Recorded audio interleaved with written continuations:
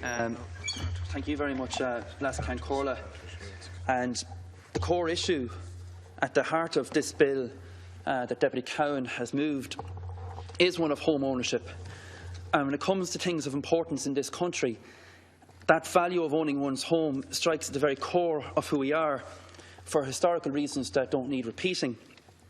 But the dream of owning a home has gone out of the reach of many people over the past 5 years.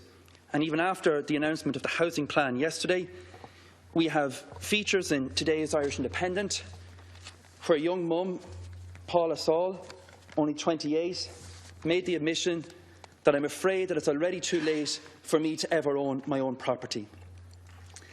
And it goes on to state that although Paula and her 4-year-old daughter are on the waiting list for a council house, they're going down in the list of priority rather than up when they were re-evaluated by the council. 1 whole year it even took her to find housing that would accept rent allowance. So when we address the very issue of home ownership here today in this bill, it is people like Paula and her story that are uppermost in my mind. Because unless we broaden the opportunities for people to actually realise the dream of home ownership, we will see an entire generation for whom that dream will remain that and no more. And that headline that was screaming across the pages of the Irish Independent this morning, "Already too late for me to own my own property," is something that's going to continue for years to come.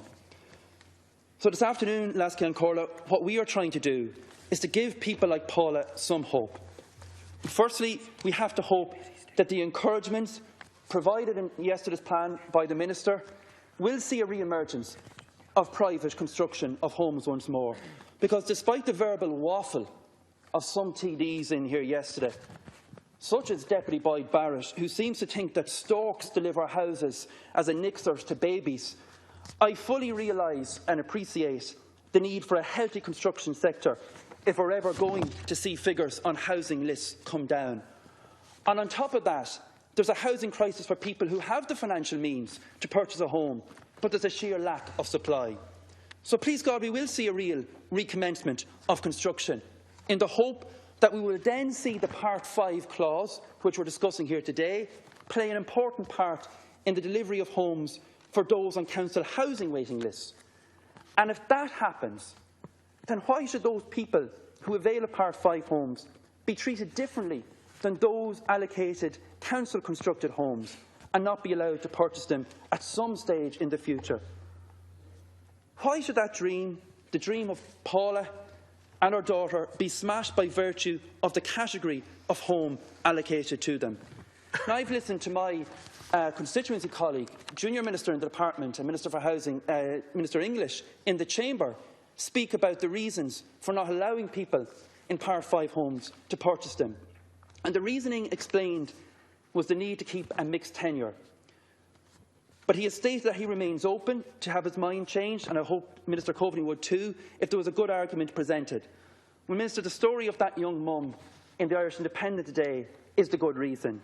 The young mums and dads that I meet in Navan, as well as Minister English and Trim and O'Castle and Castlepollard and all our constituencies, are the good reason.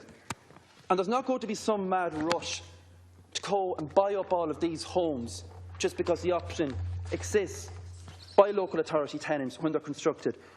So why would you turn your faith against the idea and the notion of allowing people the option of purchasing their homes? There's no need to hold firm against the idea simply because it does not sit with the primary legislation. Think of those people that we all meet every week in our constituency office. Allow them to dream as well, Minister. Allow Paula and her daughter the hope of purchasing a home. Do not let that headline in the Irish Independent be the mantra and the smash dream for so many people. Make the option of purchasing a home a reality and give those people the chance. Thank you very much, Laskin Corla.